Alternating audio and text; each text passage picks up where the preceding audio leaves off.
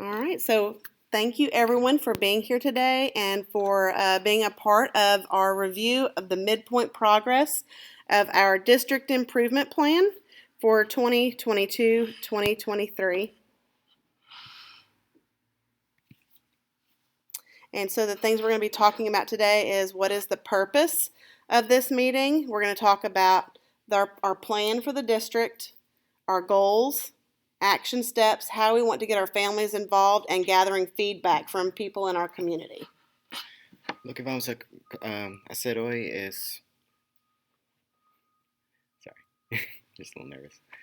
Ok, lo que vamos a hacer hoy es dar bienvenidos a todos que están aquí hoy. También vamos a ir por el plan que tenemos para el distrito. Vamos a ver las metas que tenemos, vamos a ver los pasos que estamos haciendo para llegar a esas metas. Y también vamos a hablar sobre qué es lo que queremos escuchar de ti. Okay, in order to do this, there are several things that we have to consider. We are constantly wanting to improve our school system.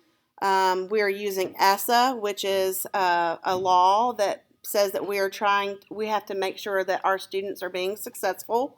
It's called ESSA. And then we use Cognia, which is an outside group that comes in and evaluates our school system and gives us feedback from the outside. So that way it's not just us inside making those decisions. Para todo esto tenemos tres programas. Uno, queremos continuamente mejorar el sistema de educación en Georgia. También tenemos la ley ESSA, que quiere que cada estudiante tenga éxito. Y también tenemos Cognia, que es una compañía que entra y que nos dice qué son cosas que podemos mejorar en nuestro sistema. So based on the feedback that we were given, these are 4 areas that we always want to try to make improvements in. We want to make sure that our students are being successful. We want to make sure that we are communicating well with our community and that we are getting our community and our parents involved. We want to make sure that we are training our teachers and that our teachers are staying with us so that we're not having to retrain new teachers over and over. And then we want to make sure that our functions and our processes that are in place are as excellent as we can possibly have them and continually try to make them more and more excellent each year. Queremos enfocar en 4 áreas. Uno es que cada estudiante tenga éxito. Segundo es comunicación y colaboración con las familias en nuestra comunidad. El tercer es asegurar que nuestros maestros tienen la educación que necesita y que se quede con nosotros por muchos años. Y el cuarto es excelencia de la organización.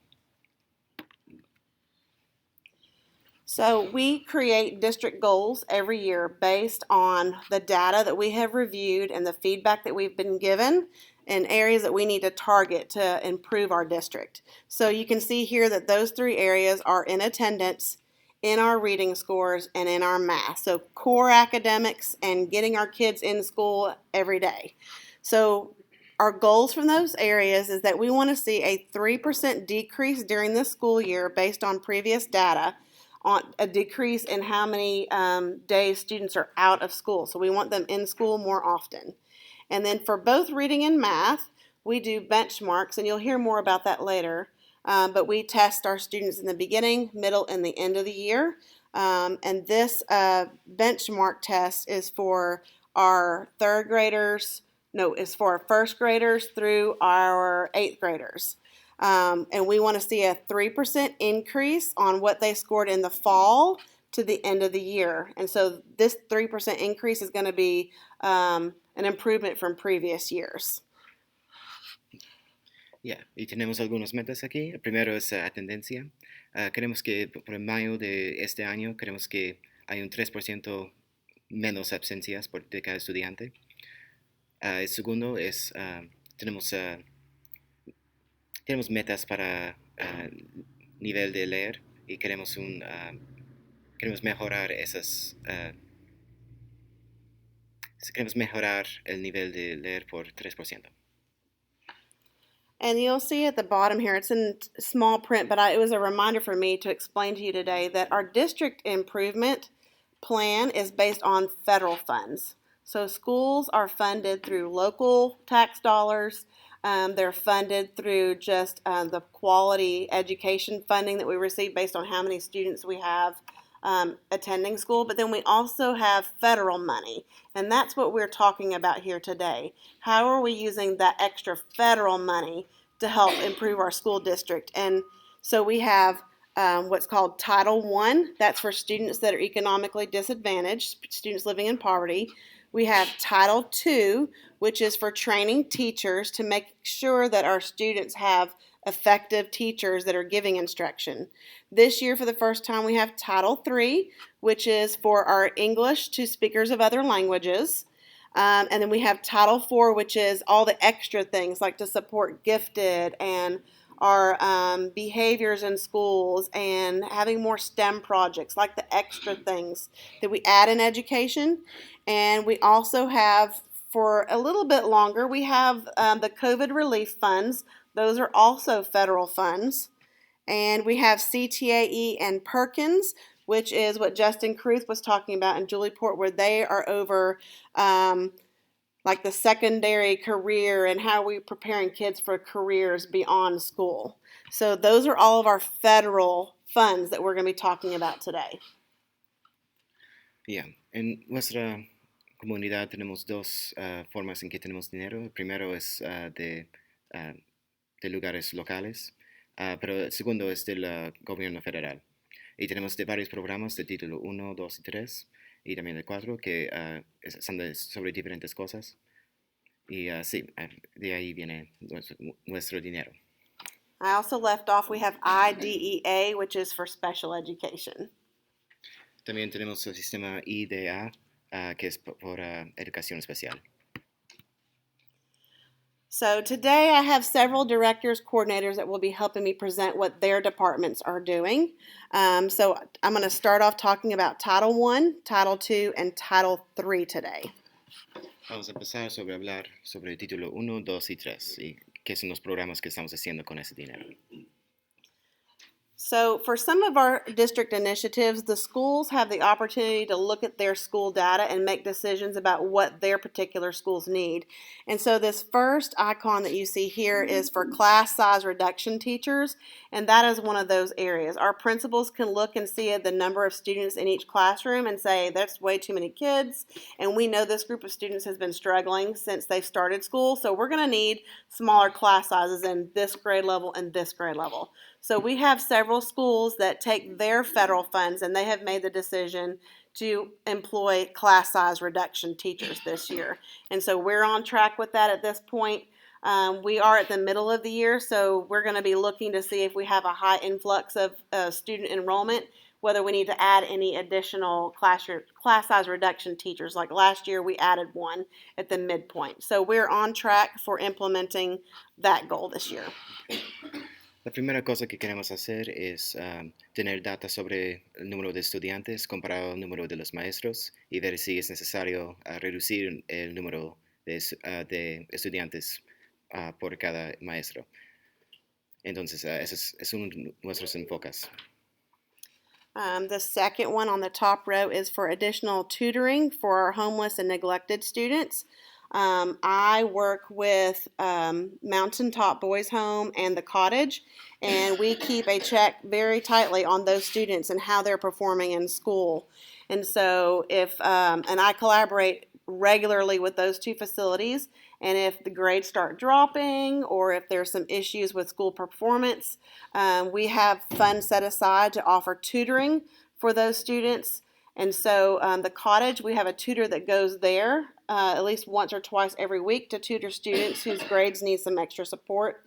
And with the Boys Home, the students that need support, they stay at school beyond the school day, and we have tutors assigned one-on-one to work with those students. And then the Boys Home comes and picks them up after tutoring sessions are over, which has been working really well for the last 2 years. También el segundo, tenemos tutores para los niños que no tienen lugar o que no están bien queridos.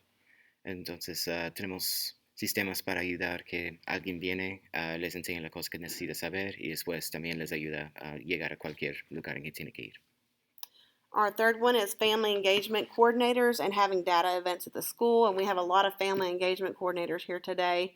And they've been doing a fabulous job working with their academic coaches and with their teachers to have events and data meetings with parents to show them how their kids are doing.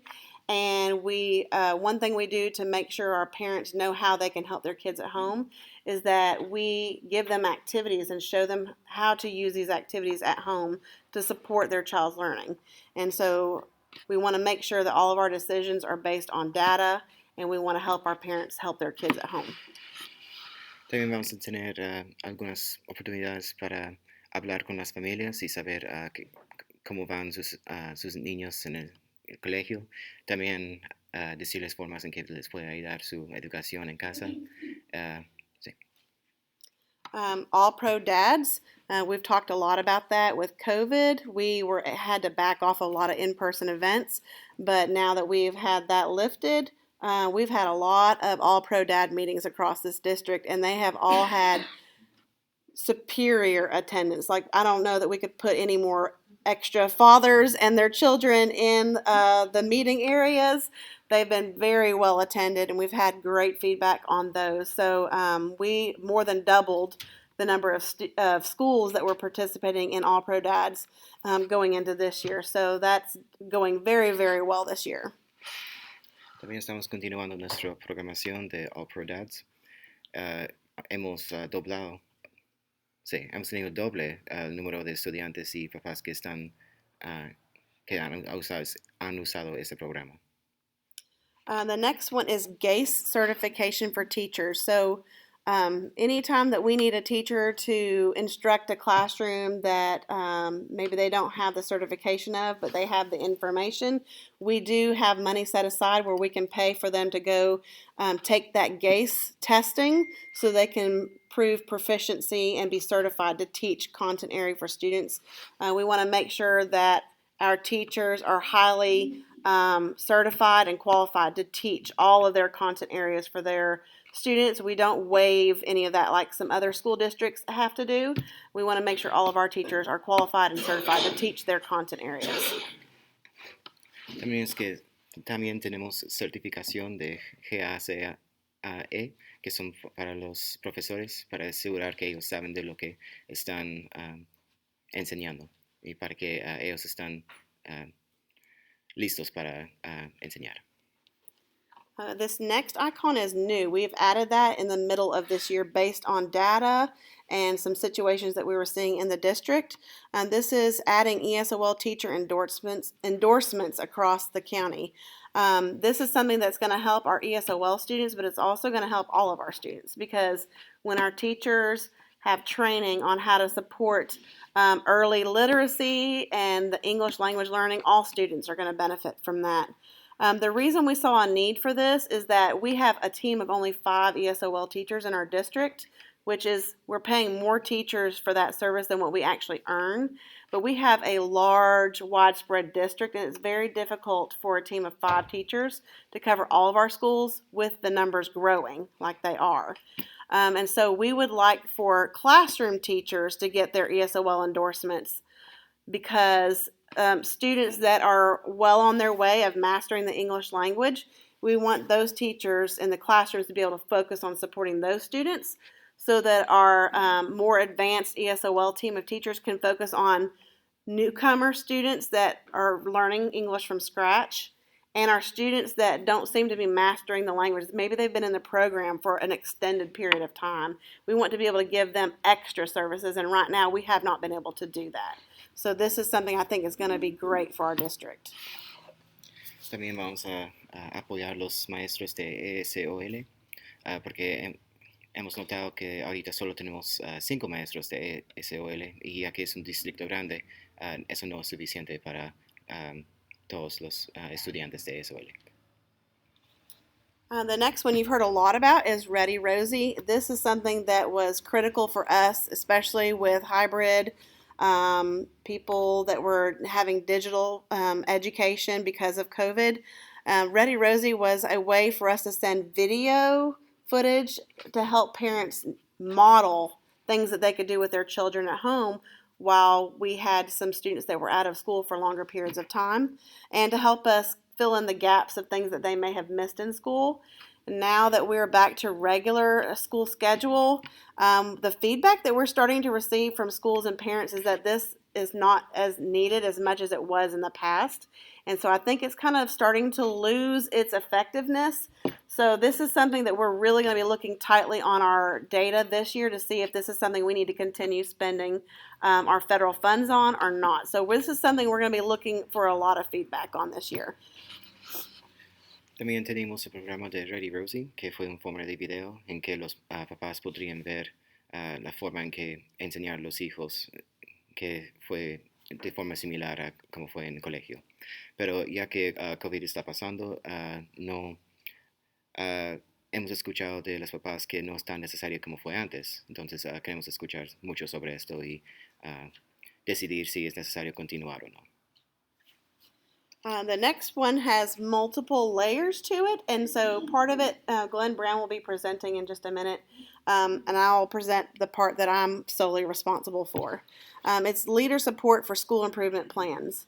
So there's several ways that we do that, and one of the ways that I do that is I have multiple meetings with our school administrators throughout the year, and we review data together. We look at their individual school improvement plans together and make sure that their action steps on how to meet their goals are solid and that they know how they're going to be monitoring that those things are being done and that they are solid on how they're going to monitor that they are effective with their students. And that's just one part of how we're supporting leaders across the district.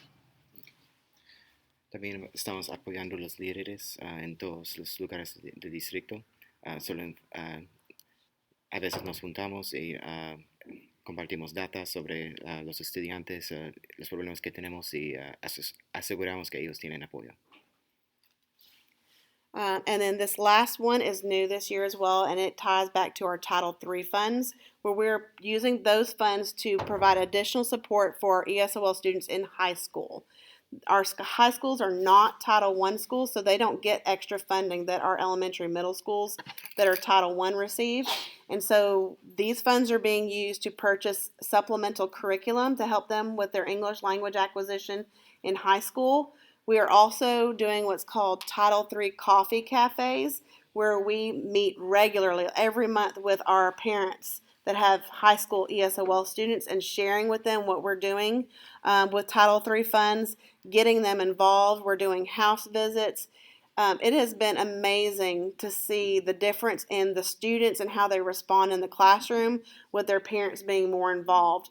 We're also offering Rosetta Stone free accounts for those parents that want to learn English because research shows that if those families learn English, they can better support their children in school, they can better communicate throughout the community, and better communicate with their school, and they feel more comfortable advocating for themselves and their students.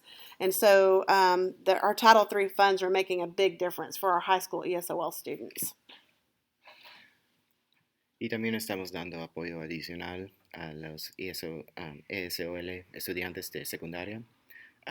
Tenemos varias formas de hacer esto. Estamos dando formas de aprender adicionales y también estamos ofreciendo cuentas de Rosetta Stone para los papás para que ellos también puedan aprender inglés, porque hemos notado en data que las familias que aprenden inglés todo junto se pueden ayudar a los estudiantes mejor. And those funds are also being used to train our teachers on how to better differentiate for those students, how to communicate and have resources to help them communicate with those parents, and how to help students that are newcomers into our country, how to help them assimilate and feel more comfortable and how they can better support those students. Y también estamos usando el dinero del título 3 para ayudar a los maestros, para dar apoyo a los ESOL estudiantes y también hablar con los papás sobre cómo ayudarles culturalmente y también con lenguaje. And now we have Destiny Wallen. She's with our SPED department. She's our intern director of SPED, and she works with our IDEA supplemental special education funds. Hello. I like to talk. And I have a lot of information, but I'm going to calm down on it. Yay.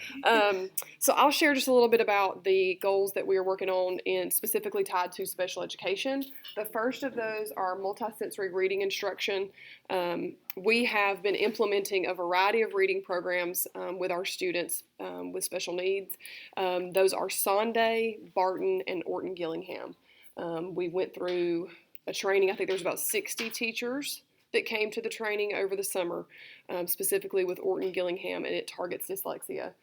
So we have been working on lots of different things with those students to really progress in reading. I'll let you share that first. Ya, eso será enfocando en educación especial. Y primero es entrenamiento de los maestros sobre escuchar, o no, de leer con diferentes formas. En el entrenamiento estamos enfocando en dislexia y cómo los maestros pueden ayudar con eso. So right now, our special education staff are implementing about 65 IEP goals. The ones that are implementing reading programs have about 65 IEP goals related to reading. And so we looked at the data just to kind of give you a little bit of information about how we're doing. At the end of last year, 43% of students had met or mastered their reading goals just with that 1 year of implementation of that. Right now, so far into the year, halfway through, 46% have met or mastered those reading goals so far. So we are seeing some growth with the implementation of those reading programs. Okay. Y también tenemos programas para ayudar al leimiento. Y el año pasado notamos que había 43% que llegaba o fue más lejos que la meta que querían sobre leer. Y este año hemos tenido 46%. Entonces, estamos viendo mejoramiento en este área. Okay, another area that we have focused on is our special education pre-K classes. As you guys know, a lot of those kiddos are 3, 4, 5 years old, and they were greatly impacted by COVID and not being in any type of program at that time. So we've seen a lot of social emotional needs among that population. So we have implemented what's called MetaPlay, social emotional curriculum. We actually started that a few years ago, but it has been very important now. It is a play-based approach to teaching social emotional skills. So our teachers went through training again on that in August of 22 just to kind of refresh what that's for, how to implement that with students so that they could again be doing that throughout this year. Y el segundo área es sobre los niños que son como 3 a 5 años. Notamos que por COVID, ya que no había tanta interacción social, había muchos problemas cuando llegaban a primer grado. Entonces, hemos implementado un sistema que digamos MetaPlay, en que es un sistema de jugar que ayuda con la social y emocional aprendimiento con los niños. Y todos los maestros han hablado sobre esto. So at this time, we have 65, again, I don't know why that number is popular, but 65 IEP goals related to behavior for the special education pre-K students. And we've looked at the data on those to see how students are progressing in that area with the implementation of MetaPlay. And at this point, 77% of those goals are noted as either progressing or met.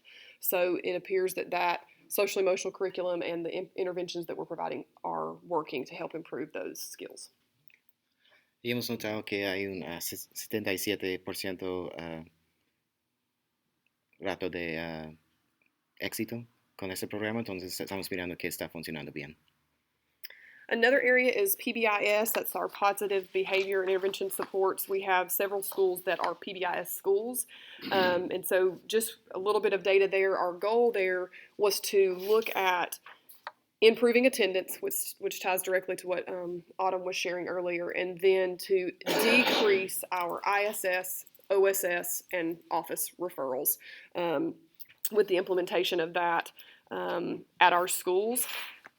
Right now, based on the information that we have collected, most of our teams are functioning very well at the Tier 1 implementation, which is kind of, that basic implementation of PBIS. And then based on the results of a self-assessment survey that the staff in the building take about PBIS, most staff feel that PBIS, the expectations and the systems are in place to a high degree. So that's very important that the staff feel like what we're doing with PBIS is in place and it is clear as to what they need to be doing. So we're in a good place with PBIS right now as well. And, what is PBIS? Positive Behavior Interventions and Supports. Okay. It's very long. Gotcha. Y también tenemos programas de PBIS, que es sobre cómo funcionan los niños y asegurar que están balanceados emocionalmente. Entonces hemos estado entrenando a los maestros y por ahora solo estamos usando el primer paso, pero está viendo bien. I will say with our data in regard to attendance, ISS, OSS, and office referrals, our attendance is better. So that has actually, the number of students who have been absent 5 or I think more has gone down a little bit, so that looks good. ISS, OSS, and office referrals, however, have gone the other way. And so we've had a lot of discussions about why that might be. Why are we having more students in ISS, OSS, or going to the office? And we have really talked a lot about COVID and the impact, social skills, being out of school, lack of structure, and just kind of getting back into the routine. And this school year, again, is normal for the most part, and we're back full time. So I think students have kind of struggled with that. So that is something that we are looking at. Y hemos notado que en la atendencia ha estado mejorando, pero por cómo portan los estudiantes están yendo en la otra dirección. Y estamos pensando por COVID, ya que no había mucha estructura en cada día, ya que estamos yendo de vuelta a estructura ha casado con los problemas. Entonces estamos mirando y hablando sobre cómo podemos ayudar con esto este año. And the last area that I will talk about is our behavior support staff. We were able to bring on board 2 individuals who are helping with behavior. As you can see, everything I've talked about has pretty much been behavior related, and we have a lot of concerns in that area. Really and truly that pre-K to 2nd grade, those younger students. And my Head Start folks are like nodding their heads. So we have 2 behavior support staff members that are working with schools at they come in, observe, they come back, they model, they coach teachers, parapros, they work with administrators. So they have a big job to do, but they've been working very hard this year. We've kept them very busy, and I'll share some data with you in just a minute too. Y hemos tenido ayuda sobre el comportamiento de los estudiantes, especialmente de primer a segundo grado, y hemos estado encontrando data hablando sobre las mejores formas de implementar las soluciones que tenemos. So as of December 2022, the behavior support staff have assisted with 29 students across the district. This is students with disabilities and students without disabilities. So their role right now is district-wide, not just students with disabilities. So 28 students so far. They've assisted 58 teachers. So you may have a student who rotates between 4 teachers, so they may work with all 4 of those. So 58 teachers have been assisted. 30 paraprofessionals have been assisted in that process. We have kind of 2 situations. They may come in once for like an initial help, and then they may continue supporting throughout several months or the year. So at this point, the continued support that we've provided has been for 20 of those students, where 8 of them have just been an initial support. And then we had 1 student that moved. And the number of cases where coaching or modeling was provided to staff has been 18 of those, where they've gone back and modeled and coached for the staff in the building. So. Okay. En diciembre de 1222, tenemos los profesionales ayudaban a 28 estudiantes, también 55 maestros, porque a veces esos estudiantes van a otros maestros, entonces tienes que ayudar con todos y enseñarles cómo reaccionar en diferentes situaciones. También fue 30 para profesionales. Y al final 20 hemos continuado a ayudarles, pero por 8 solo la primera parte fue necesario. That is all that I have.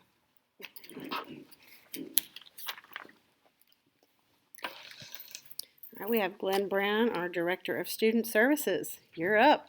Thank you. The two great fears of humanity are heights and public speaking, and you're doing an awesome job. As educators, we get a little bit of practice with this, but man, you got some serious synapses firing off here with all this double translating. My one word, where's Laura Beth? My one word was energized. Piggybacking on the same thing, it is so good to have so many people here in person together. We've got a lot of great momentum going, and I just want to make that comment because this is exciting to be together again. So in student services, we get to work with a lot of different things going on, and a big shout out again to Laura Beth Newsom. She not only took the initiative to get Trauma 101 trained, but she also implemented that Trauma 101 training in all of our schools last year.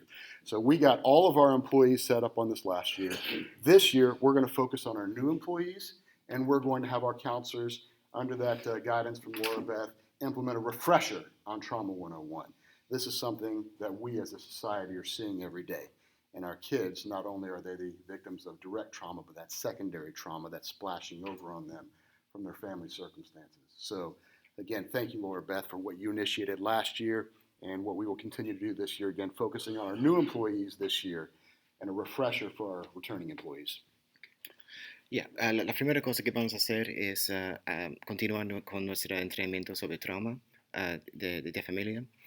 Año pasado implementamos este entrenamiento con cada uno de nuestros maestros, pero este año vamos a continuar con los maestros nuevos y también enseñar nuevo a los otros maestros para que entiendan completamente cómo reaccionar en esas situaciones y cómo ayudar con esas cosas.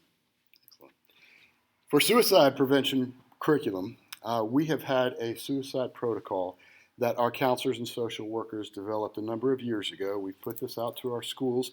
It's mainly a function that our counselors are going through with administration as appropriate and our social workers as well. This year, we're going to take things to another level, and we're going to bring about one of our Georgia LDS training modules on suicide prevention. We're starting that with our counselors this year, and we do something called professional learning communities. Those are PLCs. We have a lot of layers of that. I'll talk about that more in a minute. But at our next counselor PLC, which we hold these quarterly, we're going to have an opportunity where our counselors will have already completed a 4-hour training course on suicide prevention at that time that they'll bring back, share with their administration. Our social workers will be a part of that as well, and of course equip our teachers. Y también estamos enseñando un sistema de prevención de suicidio y hemos estado entrenando a nuestros controladores y vamos a continuar haciendo eso 4 años al año y vamos a continuar a entrenar a nuestros maestros cómo ayudar en esas situaciones. So every one of us has had a mentor, and every one of us has been a mentor. Whether the intentionality are there, that's the big question. We know that research shows when an at-risk student is mentored, they have a much higher likelihood of being academically successful and socially more responsible. So years ago, Mrs. Portwood led our mentorship program with Big Brothers Big Sisters. Being outside of Chattanooga, we struggled getting the number of mentors that we needed through that program. So we've revamped our efforts, and we've taken a local, homegrown approach with our mentors this year. 2 layers to that. One, our professional mentors, using the training developed by Mrs. Portwood, are going through the training for mentors, the confidentiality training, and the background checks. We've had 6 people that have started this process that will be working with our kids directly, and these are adult professionals, including alumni. The other side is the big buddies. We have Panther buddies, we have Rambler buddies from our 2 high schools, Original Lafayette. We've got 70 high school students that have been plugged in with elementary students to be that big buddy, to read along, to check on, and to support the growth and development of those kids. So we're very excited about the mentorship development that's going on right now, piggybacking on the work of Mrs. Portwood that she put in place years ago under the direction of Miss Abby Bates, one of our mission support specialists right now, and we'll talk more about her in a moment. También hemos notado que los estudiantes que tienen apoyo de alguien más grande que ellos tienen mucho más éxito que los que no tienen. Entonces hemos tenido un problema en que estudiantes de secundaria ayudan a niños de primer, quinto grado, y hemos notado que hay por 70 estudiantes de secundaria que están ayudando mucho con esos, ayudando a leer, ayudando con tarea, solo apoyándoles cuando ellos necesitan. So when the pandemic hit and we started coming back to school, the schools across the country were blessed with the gift of ESSER funds, CARES Act funds.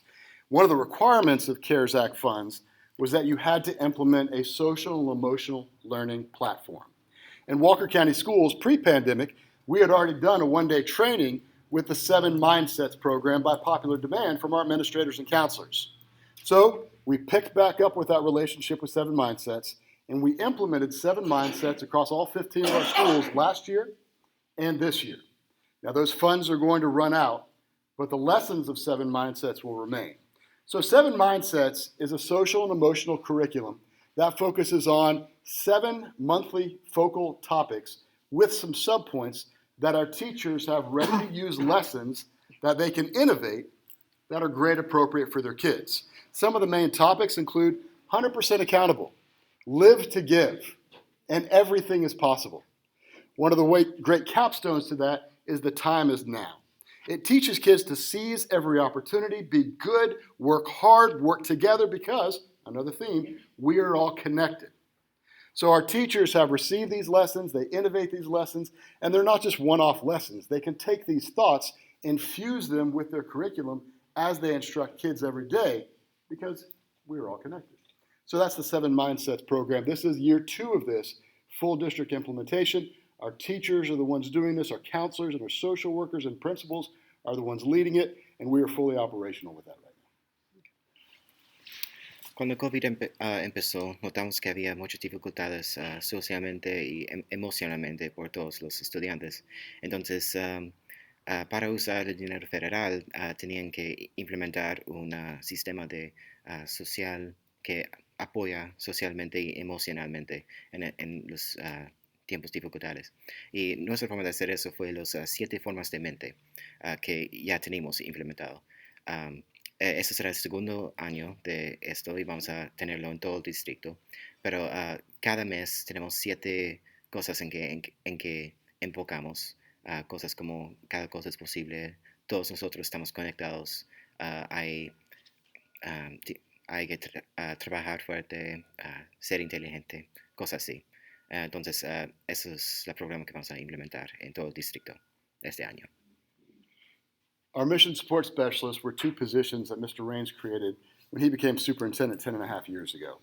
Initially, they worked with Lafayette High School and Ridgeland High School, and they helped to find at-risk students, support at-risk students, bring additional resources to those kids, and it's made a tremendous impact on our graduation rate, where over the last 10 years, we've exceeded 90% for both of our high schools. So currently, we are in our 2.5 generation of mission support specialists. Originally, that was Julie Portwood and Scott Harden.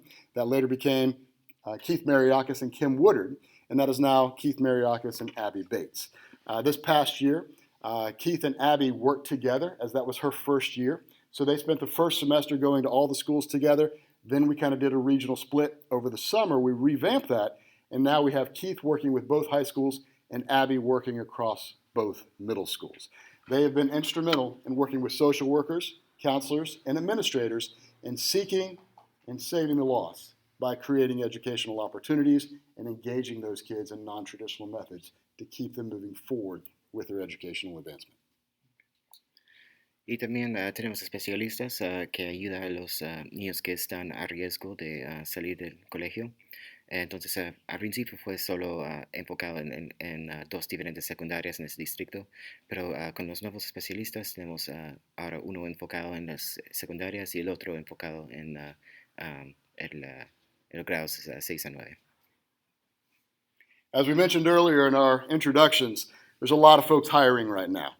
And not only do all of our industries need to attract good candidates, we need to retain and promote good candidates. I met Haley earlier today, and Haley is a homegrown Walker County girl who has worked her way up to be a leader in Walker County under the direction and tutelage and mentorship of Ms. Scott. That's exactly what we want to do in education as well. Those lessons are good for every industry. And some of those professional learning communities that I mentioned earlier with our counselors, we do with leadership. So again, going back to Mr. Raines, when he started in Walker County Schools 10 and a half years ago, we started a Walker County Schools Leader Academy. It was made up of teachers who aspired leadership. It was made up of counselors, academic coaches. Many of those people from that first generation Leader Academy group are sitting in this room, and they've gone on to become administrators and principals. We've been doing that, and we are currently in our 5th iteration, and we're about to start our 6th iteration of the Walker County Schools Leader Academy, which promotes, mentors, trains, and equips future leaders of Walker County. As Mr. Raines says, you need to be replacing yourself. That succession plan applies to every single one of us. Well, not only do we do that with the Leader Academy, but we also do that with our assistant principals. We have a AP PLC that meets as a whole group quarterly and monthly in small groups. Well, not only do we work with our assistant principals, we do this with our new principals. Dr. Wilson is brand new to Walker County Schools this year, and he is part of our new principal PLC, where all of our principals who have less than 3 years experience in their current job come together monthly, and we talk about the glows, the grows, the suggestions for improvement, and how to lead in Walker County Schools. So we are huge on succession planning because we are intentional about creating the capacity for these folks to be better leaders through better learning. Un gran punto en esto es asegurar que los estudiantes tienen entrenamiento sobre ser buen líder y eso también con los maestros y controladores y todos los que están en el sistema educacional. Un gran enfoque que tenemos aquí es que cada persona aquí tiene una responsabilidad de entrenar a alguien para que le reemplaza en el futuro, solo para que en el futuro no tengamos un tiempo en que no hay un gran líder. Any questions? Okay. Gracias. We're good. Robin Samples, our Director of Curriculum Instruction, and she is also our supervisor of our academic coaches that support our teachers.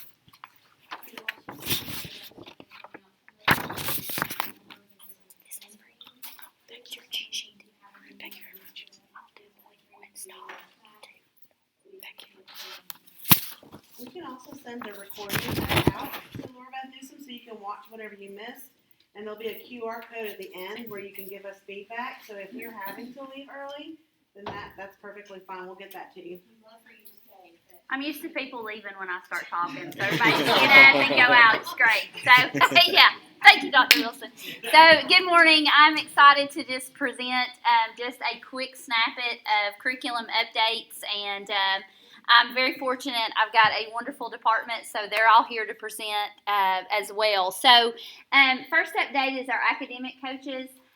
We are very fortunate in Walker County. We have 10 academic coaches that serve all 15 of our buildings.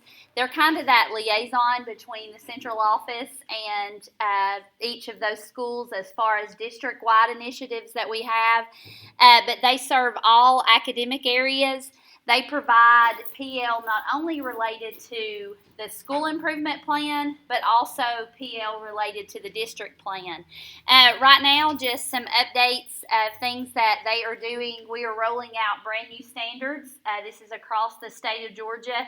About the time as a parent that you get comfortable with your child's curriculum and looking at that report card next year, there will be a whole new set of math standards and big changes as far as math goes for next year. A lot of those standards are moving around. And then the following year, once we will be tested on math at the state level, it will be time for new ELA standards. So those will roll out the following year. Also, Autumn talked about the cognitive visit. Our coaches, academic coaches, were instrumental in that process as well. Y el primer punto que tenemos aquí es que tenemos 10 diferentes maestros que ayudan en nuestros 15 diferentes lugares en todas las áreas académicas. Professional learning. Okay. Ellos apoyan con aprendimiento profesional en cada distrito. Y este año vamos a tener nuevos niveles de matemática normales y también vamos a tener nuevos niveles de English language arts. de inglés y literatura. Awesome. Okay, and the next area, differentiated instruction. Ms. Hintz has kind of touched on that as well. Our theme across the district is just back to the basics. After COVID, a lot of our focus has been on just getting students back to rituals and routines of coming to school on time, sitting during a lesson. A lot of it's centered around behavior after COVID. So we're back to the basics. But with those ESSER funds, we were able to provide additional interventionists at each of our buildings for some of that learning loss during COVID. And then also we are looking at options, especially at middle and high school, for how to offer differentiation when you've got, those are larger class sizes at our middle and high school. And we are seeing that gap of 2 to 3 years during COVID of our middle school students that lost that instruction. So how to provide that additional instruction for them as well. So we have been visiting other local middle and high schools to see how that MTSS process is done. El segundo punto que tenemos es que hay diferentes formas de instrucción. Hemos notado después de COVID que había muchas dificultades con los niños quedarse en el mismo lugar por mucho tiempo, tener una rutina, llegar a tiempo cada día. Tenemos muchas dificultades después de COVID, entonces hemos estado enfocando en mejorar esto, llegar de vuelta a normal. Y también hemos estado visitando a los locales secundarias y escuelas para asegurar que, para notar y aprender de cómo es la mejor forma de hacer esto. In our third area, and Mr. Brown just touched a little bit on this, this is Principal Centered for Training for our new administrators. This is done both at the local level within Walker County, and then also we utilize our local RESA for those classes. And he talked about the new training for administrators as well. So we're trying to cover all areas for those principals. And then a lot of our academic coaches have been in those buildings multiple years. So they're also utilized as a resource for those principals. Y también tenemos entrenamiento centrado en principales para nuestros principales, que estará enfocando en los nuevos empleados que no tienen más que 3 años de experiencia, y también nuestros académicos maestros se pueden ser usados como una forma de aprender as well. Okay, and MAP benchmark testing, those of you that have students in our district, you may have received a family report of MAP scores. I get asked a lot of questions about MAP when I'm presenting. Had the opportunity to present at our local library last week, and a lot of questions about MAP and what that stands for. But it is the measurement of academic progress, and what makes this test different from your year-long test that you're used to getting. It used to be CRCT, and then it changed to milestones. But this is assessment that's given to all students, 1st through 8th grade in our district, and I'm very excited. We're fixing to add high school, a group of students to see what data that gives us about high school. But it's given in the fall, winter, and spring. And what makes this different from that once-a-year test we have in April is that this is a measure of growth versus achievement.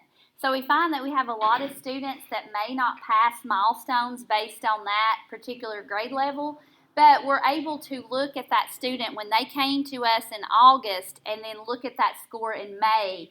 But they may still not be on grade level, but we're able to see that they had, possibly 2 to 3 years of growth within that time frame.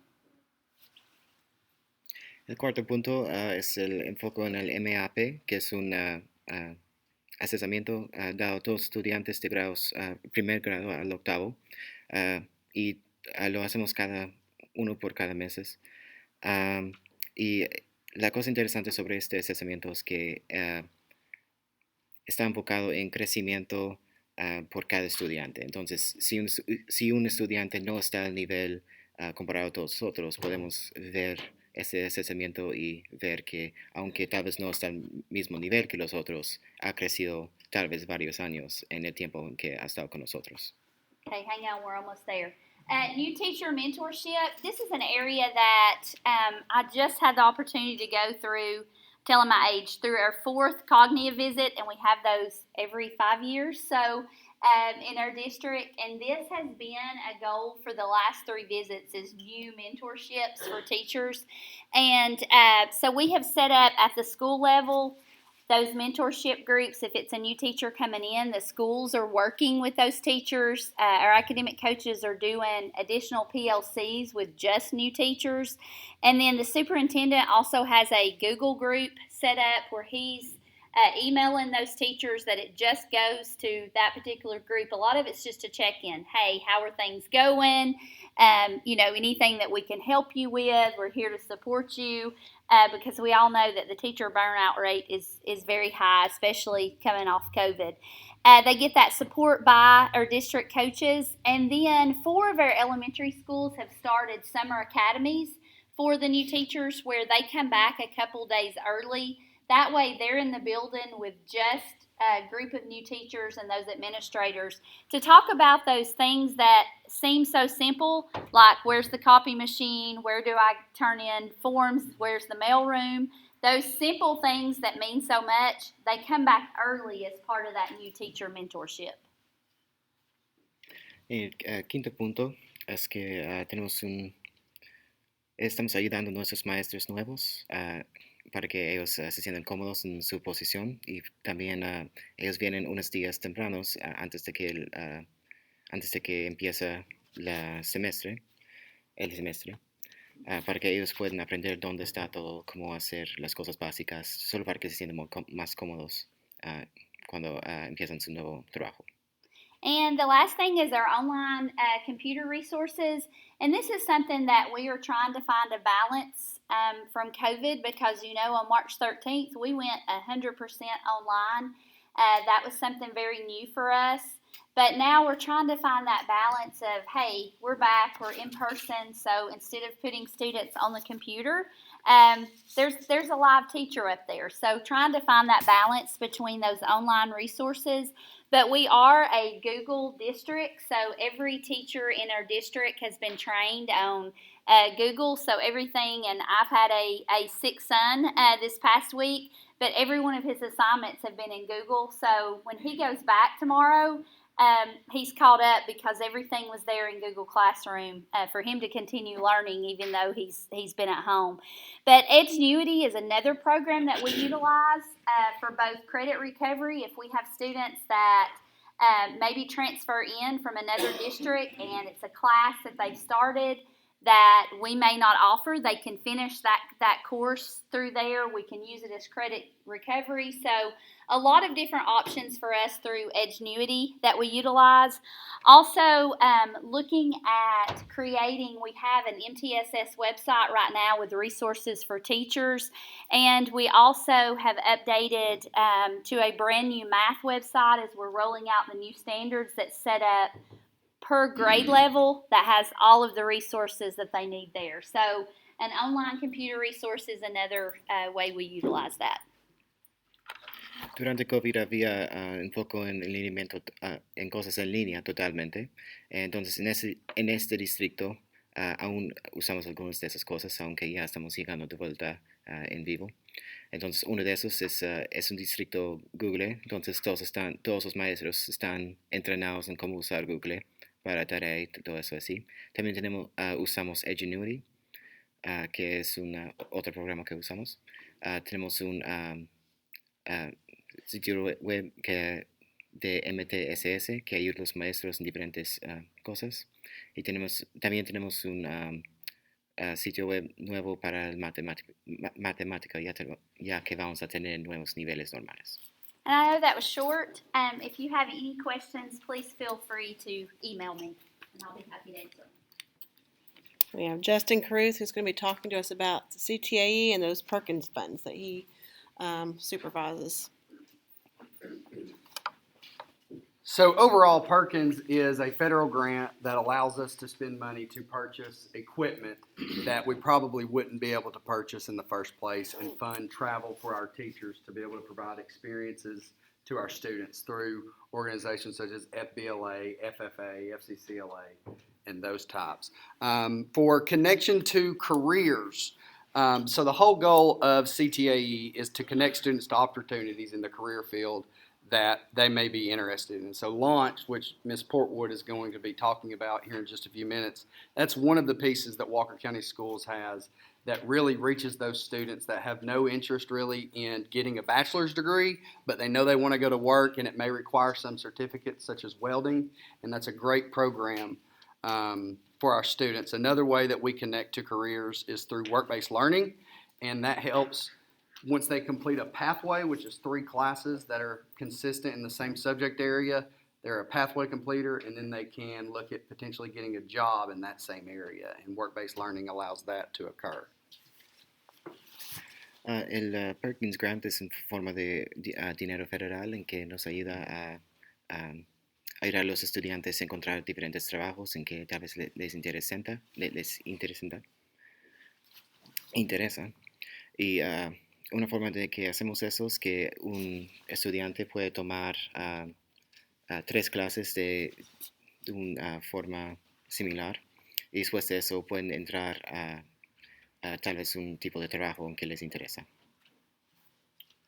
In regards to internships, we currently have 84 students in Walker County that are in an internship.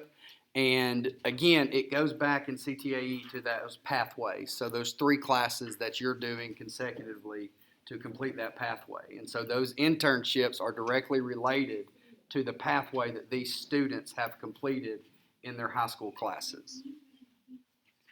Y una continuación de esto es que ellos también pueden tener aprendimiento en un trabajo y puede ser pagado o no pagado. Y eso ayuda a los estudiantes de secundaria. And Mr. Brown talked about mentors earlier. And so if you're interested or know someone that would be interested in being a mentor, our mission support specialists have pushed out a Google form to sign up to be a mentor. If you're interested in that, I'll be happy to share that with you. But one example of that is we took some launch students right before Christmas break to Euclid Chemical, which is right off 27 in Lafayette. And they were able to really invest in our students. They took a tour. They talked about employability skills, soft skills, those key things that we talk about all the time that our students are missing. And so as a result of that, one student has actually already applied for a position at Euclid Chemical. And so we hope to continue that. We've had partnerships with Lincoln Electric in Chattanooga and some other businesses doing that. And that has shown to be a good model for students to see the workplace, but then also understand what that employer is looking for.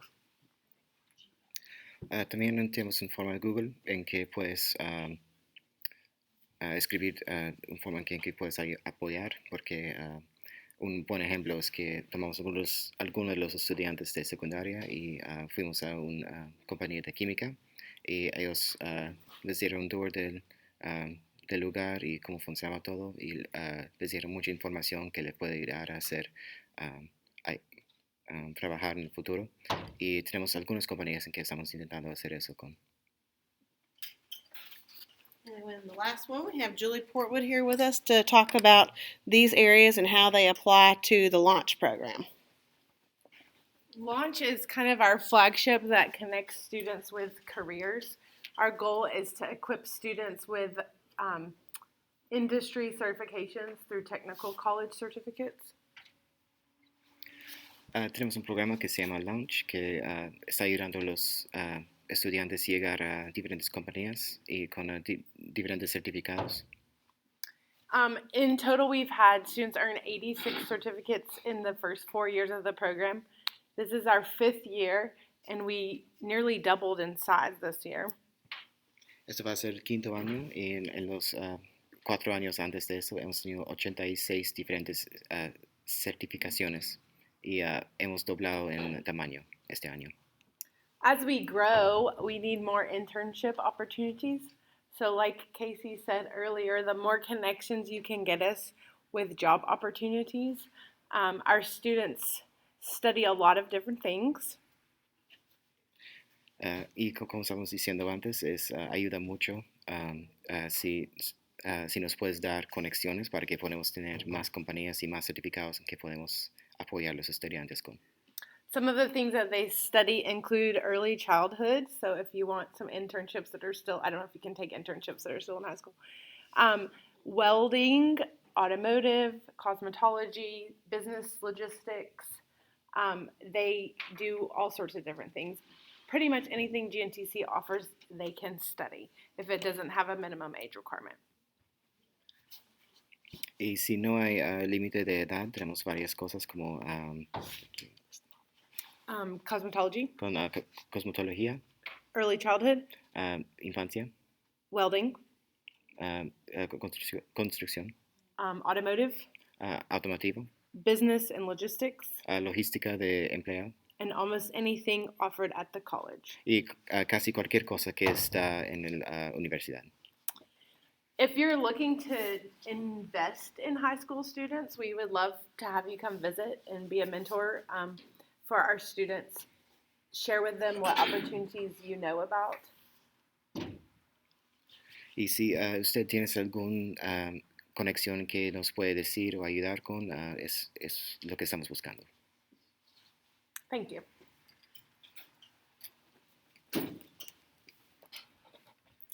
So through all of these things, we want to make sure that our families are involved and engaged, and our communities involved and engaged in our school. And so it has the same goal for family and community engagement as our reading goal. We want a 3% increase from fall to the spring in our reading scores.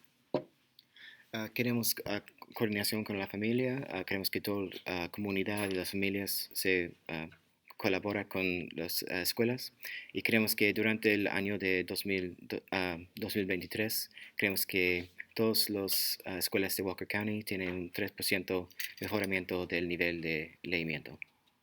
And so these are our goals. We want to see our fathers to be more engaged. We want to share student data to teach our parents how to help their kids at home.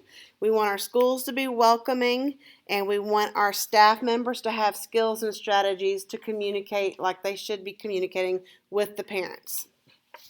Y tenemos que los padres están más presentes en las diferentes actividades. Queremos tener data sobre los estudiantes para que podamos tener mejores programas.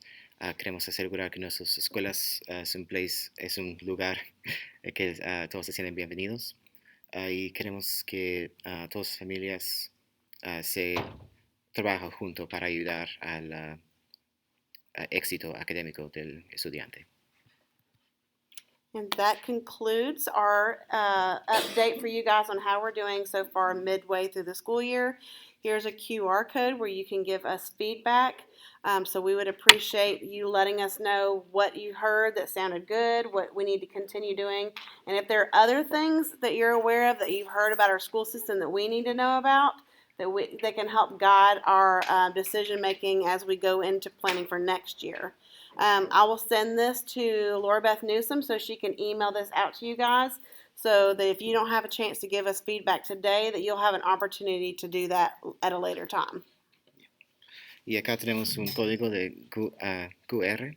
Entonces, si tienes alguna opinión o si hay algo que suena bien o en que quieres ayudar con, pues tomarle foto y decir nosotros qué podemos hacer mejor, qué podemos cambiar, cosas así. Queremos escuchar de ti. Gracias. And this will be posted on our website and on our district Facebook page as well. Y también esto va a ser en nuestro sitio web y también nuestra página de Facebook.